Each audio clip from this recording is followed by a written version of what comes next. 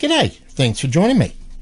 I just want to talk a wee bit today about what I would do now. I mean, previously we've had a look at some of these videos of mine of my previous experiences of living off grid that were really enjoyable, but it was never long term.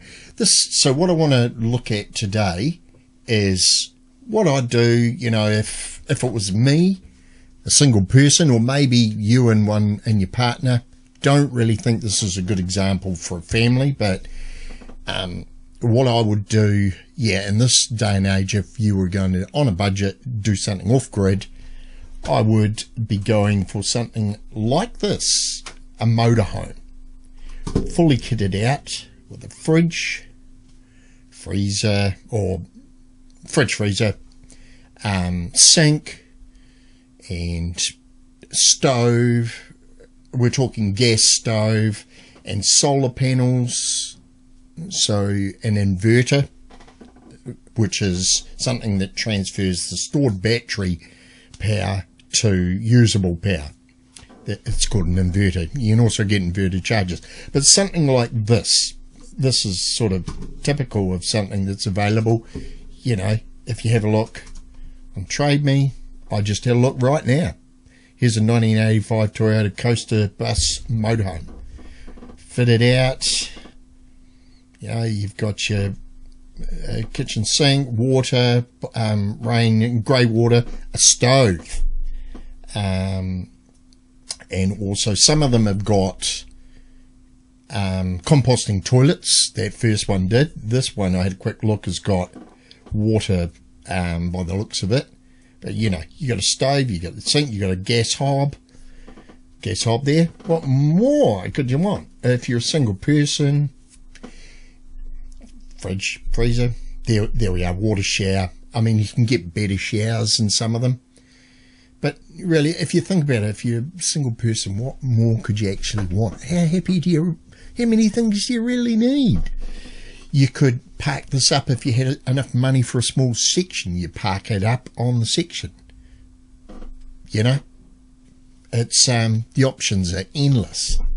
And you know, say you were going down the track of you had one, but it just didn't have all these fixtures. Well, a quick look at this. I had a quick look on one of the sites here, and RV Solutions. So here we are. You can see solar arrays, solar panels and inverters, etc. Here's one. Look, a 600 watt solar system fitted for $2,000. You got your inverter there, your solar panels. That's the inverter, and there they are. The solar panels mounted to the roof. They're 12 or 24 volt systems. And then if we have a look at this other one here, I had another quick look, a little bit more involved. Design your own perfect solar system. There's quite a range of solar panels for it. If we scroll down through it, there's information here on inverters. My place, that previous video of mine, I had a 3,500 watt inverter charger like this one here. Here we've got a 3,000 to 5,000 watt one at the end here. Now, if you think about it, many of your things going at once, you're going to want the stored battery power to supply the power for them.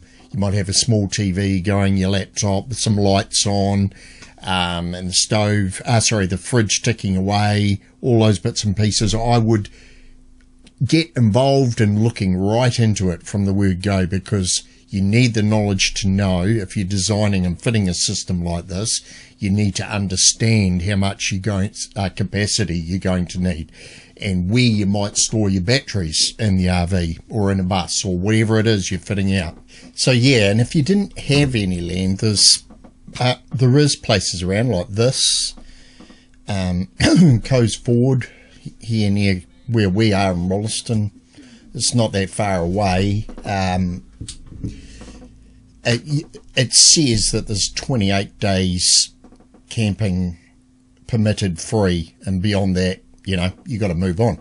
I know there's paid permanent sites.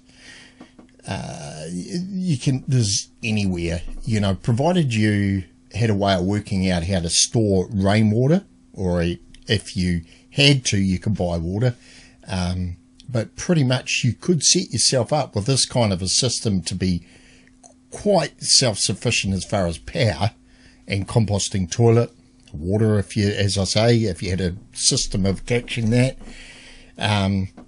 If you had somewhere with a little bit of land, even small bit of land, you could park it up permanently. So the options really are unlimited. It's really something that if I was doing it again, this is probably what I would look into on a small scale. It can be deemed a little bit uncomfortable, I guess, getting around in it and the restricted height, but I think you'd probably get quite used to it after a while. Provided you had all the other items there you needed, and you could get out and walk around. You had a bit of an awning. I would imagine it could be quite a good setup on a limited budget. Anyhow, I hope this has been somewhat informative, just as a quick, brief look at it. I've got some other ideas for more permanent locations, which I'll be looking at in the next video.